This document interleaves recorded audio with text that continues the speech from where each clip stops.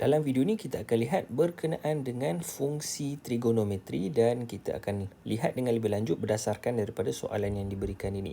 Okey, jadi soalan dia ungkapkan fungsi trigonometri yang berikut, fungsi 3 ni, dalam sudut tirus. Okey, dalam bentuk sudut tirus. Jadi apa maksud sudut tirus? Sudut tirus adalah sudut yang kurang daripada 90 darjah dan kalau kita perhatikan ini semua adalah lebih daripada 90 darjah. Jadi kita perlu ungkapkan dia dalam bentuk kurang daripada 90 darjah. Dan kemudian kita perlu tentukan nilai dia menggunakan kalkulator. Maksudnya kita masukkan nilai dia lah. Okey, jadi kita cuba untuk faham berdasarkan daripada soalan inilah. Okey, fungsi trigonometri ini. Baik, jadi kita tengok pada soalan yang pertama, A, sin 845. Jadi macam mana kita nak buat dia dalam bentuk sebutan sudut tirus? Okey, mudah saja. Yang pertama sekali adalah kita perlu tolak 845 ini dengan gandaan 360. Apa maksud gandaan 360? Okey, gandaan 360 ini, 360 adalah yang pertama 360 darab dengan 1 kita akan dapat 360.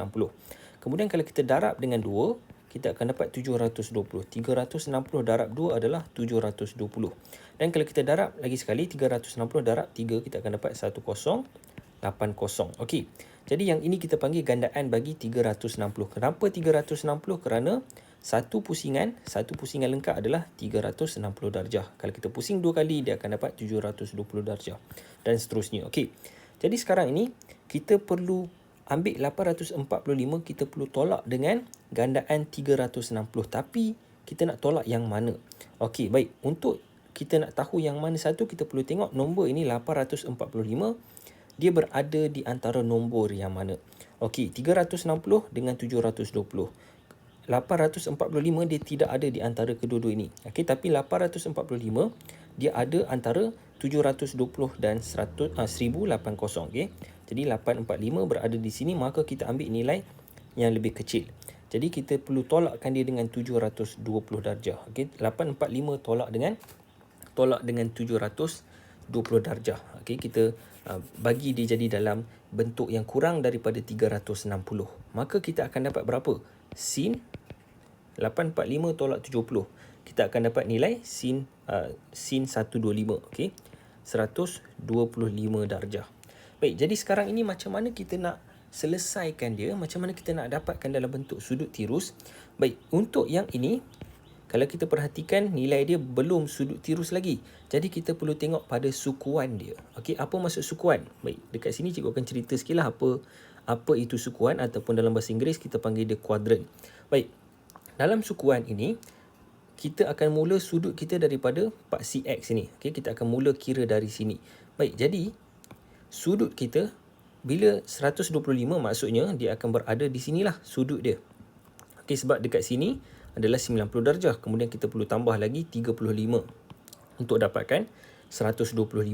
Okey, jadi sudut ini adalah 125 darjah. Dan kita perlu ingat ya, untuk sukuan ini, nilai yang positif adalah, okey, dekat bahagian sukuan yang pertama, ini adalah sukuan pertama, sukuan kedua, sukuan ketiga dan sukuan keempat. Okey, untuk sukuan yang pertama, semua fungsi adalah positif. Semua adalah positif. Untuk sukuan kedua hanya sin sahaja, sukuan ketiga hanya tan dan sukuan keempat hanya cos. Okey, cos. Jadi apa maksud dia? Maksud dia kalau sudut kita berada pada sukuan yang kedua, maka sin bagi sudut tersebut, sin theta akan dapat positif. Okey, kita akan dapat nilai yang positif. Kalau tan theta, kita akan dapat negatif kalau theta berada pada sukuan yang kedua.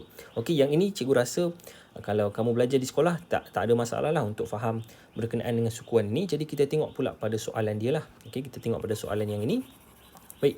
Kalau ada apa-apa masalah boleh tuliskan di ruangan komen. Cikgu akan buat video yang baru berkenaan dengan sukuan kalau kamu tak faham. Baik. Jadi sekarang ni kita ada sin 125. Jadi 125 dia berada pada sukuan yang kedua. Okey, dia berada pada sukuan yang kedua, 125 darjah. Jadi, untuk kita dapatkan sudut tirus dia, kita perlu ambil sudut yang ini. Okey, sudut yang ini. Jadi, berapa sudut yang ini?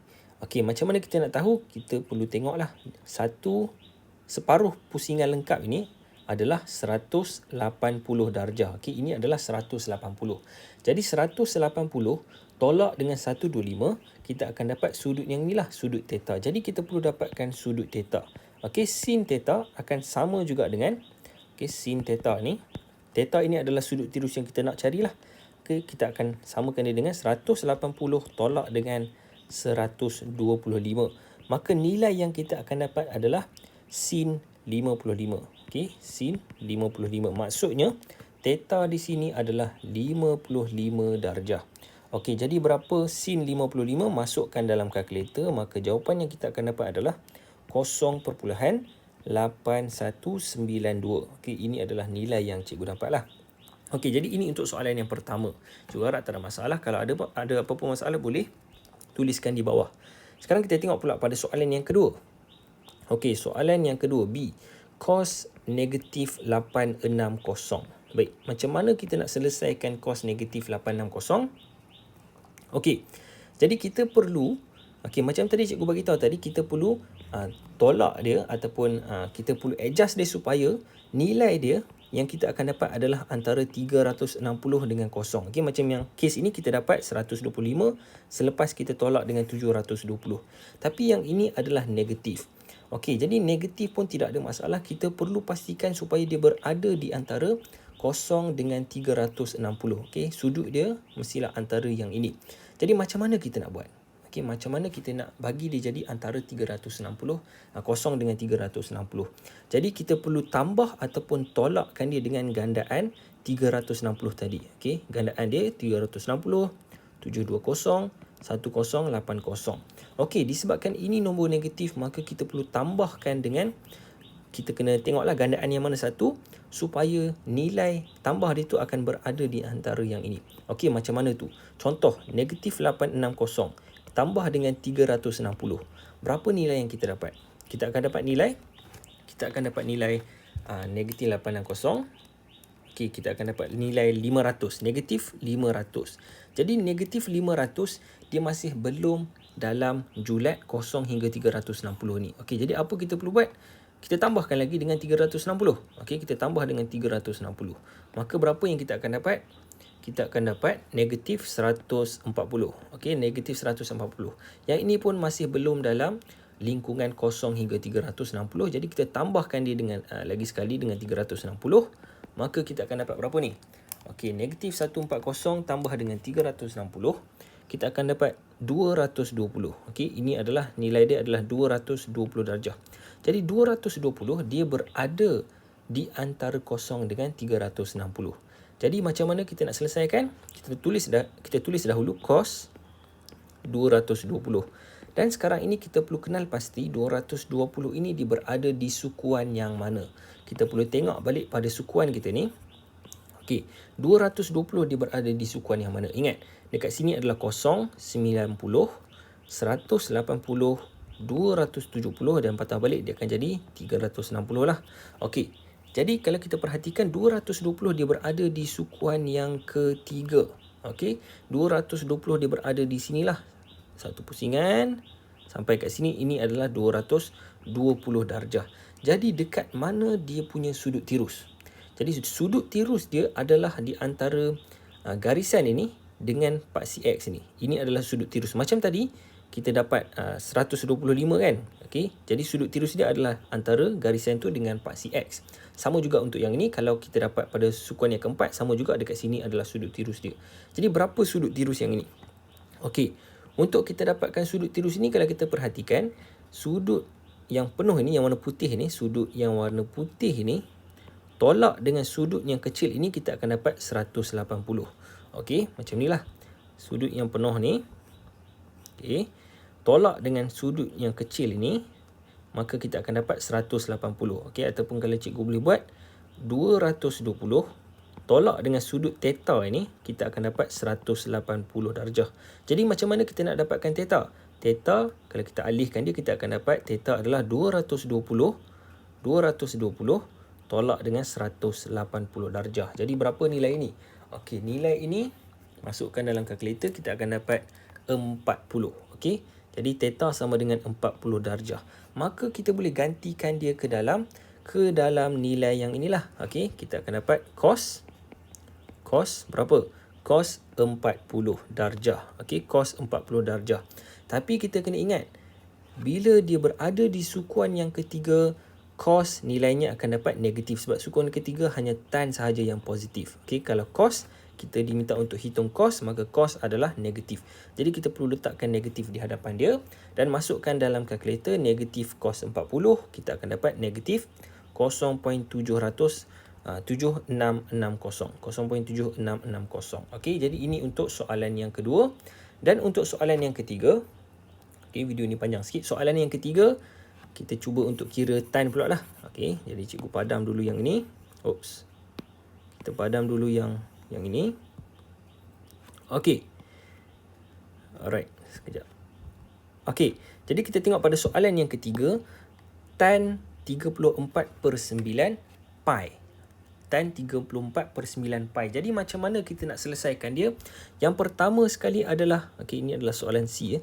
Yang pertama sekali adalah kita perlu tukarkan dia kepada bentuk darjah, okey, bentuk degree. Jadi tan 34/9 kita boleh tukarkan dia dengan cara kita kena kenal pastilah pi ni, pi bersamaan dengan 180. Jadi kita darab dengan pi dia lah, iaitu 180 darjah.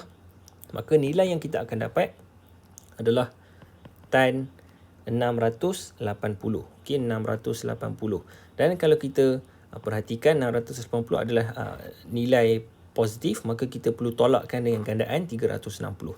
Jadi cikgu guna cara yang mudah lah. Kita tolak, kalau kita perhatikanlah 360, 720. Jadi 680 ada di antara 360 dengan 720. Jadi kita perlu tolak dengan 360. Baik, jadi kita akan dapat nilai berapa ni? Tan 680 tolak dengan 360.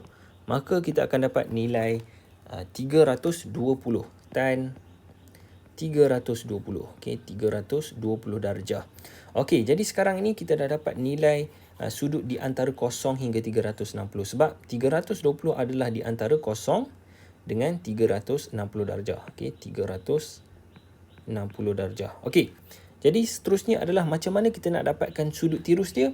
Kita lukiskan dahulu dia punya sukuan dia. Okey, sukuan dia kalau kita tengok 0, 90, 180, 270. Jadi 320 dia berada pada sukuan yang keempat. Dia berada di sini. Okey, jadi pusingan dia adalah macam inilah. Ini adalah 320.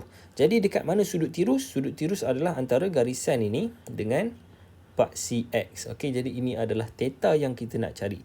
Jadi macam mana kita nak cari theta? Okey, kalau kita perhatikan satu pusingan lengkap ni adalah 360.